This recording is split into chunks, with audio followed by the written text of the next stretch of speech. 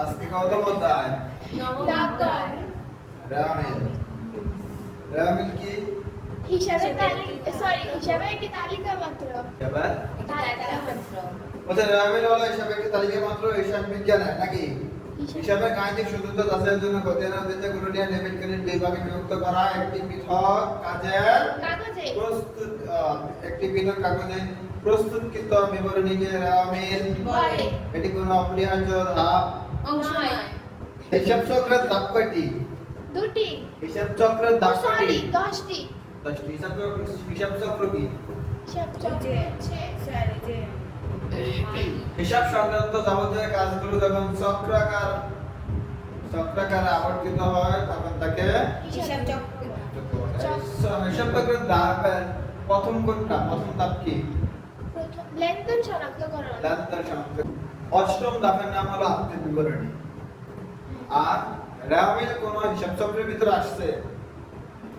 হিসাব চক্রের কোন ধাপ কি রামিল আছে? না। মানে এটা ঐচ্ছিক একটা ধাপ, অপরিহার্য নয়। করা হয় কি দিয়া? খতিয়ানে উদ্ধৃত দিয়া। রামিল প্রস্তুত করা হয় খতিয়ানে উদ্ধৃত দিয়া। এখন রামিলে কিছু সূত্রাবলী দেওয়া আছে। যাবতীয় খরচ বসবে রামিলের ডেবিট দিকে, আর যাবতীয় দায় এবং আয় বসবে ক্রেডিট দিকে। তাহলে ডেবিট দিকে কি যাবে? সম্পদ আর ব্যয়। সম্পদ।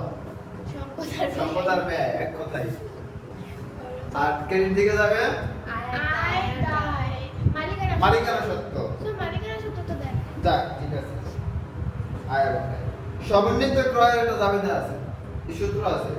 সমন্বিত ক্রয়ের সূত্র হলো প্রারম্ভিক মজুত পণ্য যোগ নিট ক্রয় বিয়োগ সমাপনী মজুত পণ্য।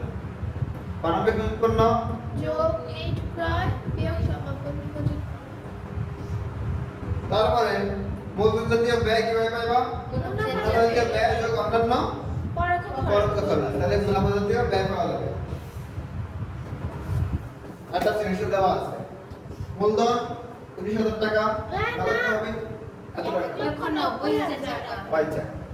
মূলধন এত, নগদ তহবিল এত, বিক্রয় এত, উত্তোলন এত, বহিঃখরচ এত, সম্ভাব্য দায় এত, সম্ভাব্য সম্পদ এত, অগ্রিম প্রাপ্ত বাড়ি ভাড়া এত, অগ্রিম বিমা এত, প্রারম্ভিক মজুত পণ্য এত, আন্তঃখরচ এত, বন্ধকি ঋণ এত, সম্ভাব্য দায় এত, ক্রয় এত, প্রাপ্য হিসাব, ভবিষ্যৎ তহবিল, আয়কর, বিলম্বিত বিজ্ঞাপন, সমাপনী মজুত পণ্য, প্রদেয় হিসাব এত টাকা।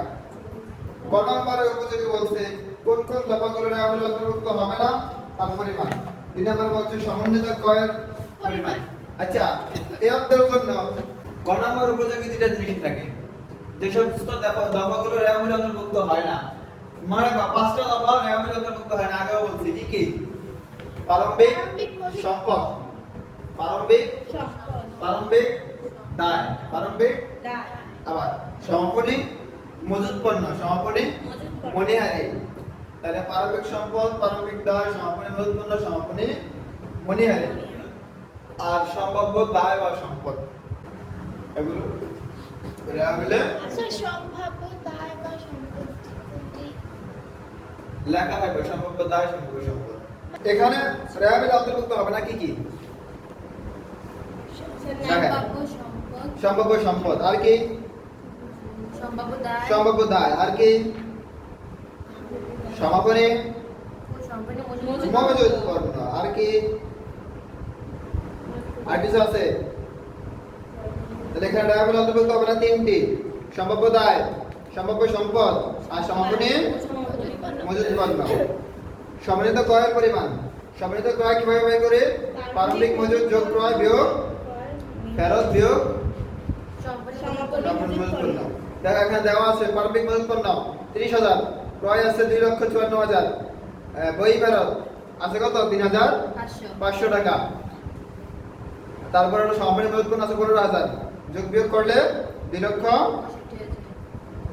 খ নম্বর বলছে রেওয়ামিল।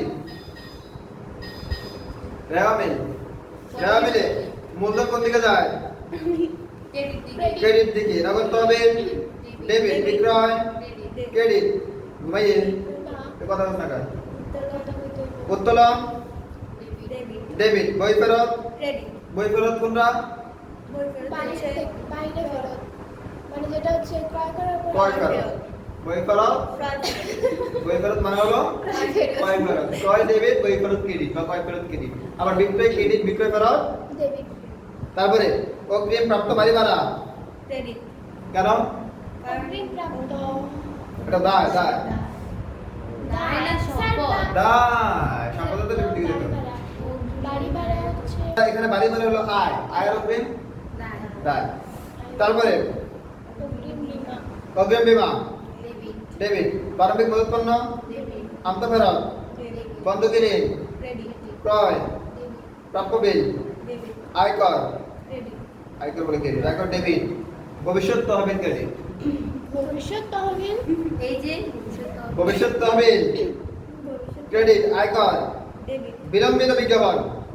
ডেবিট। আচ্ছা আয়কর ডেবিট হলো জানো আয়কর আগে তো ক্রেডিট দিছে নে। কোথায় ক্রেডিট আছে? ও রোদের হিসাব বিলম্বিত বিজ্ঞাপন আয়কর ডেবিট আয়কর কেন ডেবিট হলো? স্যার আয়কর ডেবিট আয়করটা কি? আয়কর হচ্ছে উত্তোলন। আয়করটা কি? ডলার। উত্তোলন। হ্যাঁ আচ্ছা পদ হিসাব রোদের হিসাব ক্রেডিট ক্রেডিট। তাহলে যোগ বিয়োগ করলে যদি না মিলে অনিশ্চিত হিসাবটা মিলিয়ে দিবেন। তারপরে আর কি আসতে পারে? ক নম্বরের জন্য মালিকানা সূত্রের পরিমাণ। মালিকানা সূত্র মূলধন যোগ আয় সমূহ। আয়ের মধ্যে আছে বিক্রয় বাদ বিক্রয় ফেরত এত টাকা। ব্যয়ের মধ্যে রয়েছে সমন্বিত ক্রয় এত টাকা বাদ উত্তোলন সহ যা আছে। যেমন উত্তোলনের ভিতরে আছে নগদ আর আছে আয়কর। এটা উত্তোলন বাদ দিলে এত টাকা। মোট সমাপনী মালিকানা সূত্র হলো এত। আচ্ছা 5500। মালিকানা সূত্র নির্ণয় করে কিভাবে? মূলধন থেকে মূলধন মূলধনের মূলধনের সাথে সাথে আয় যোগ অতিরিক্ত মূলধন যোগ আয় আয় যোগ ব্যয় ব্যয় বিয়োগ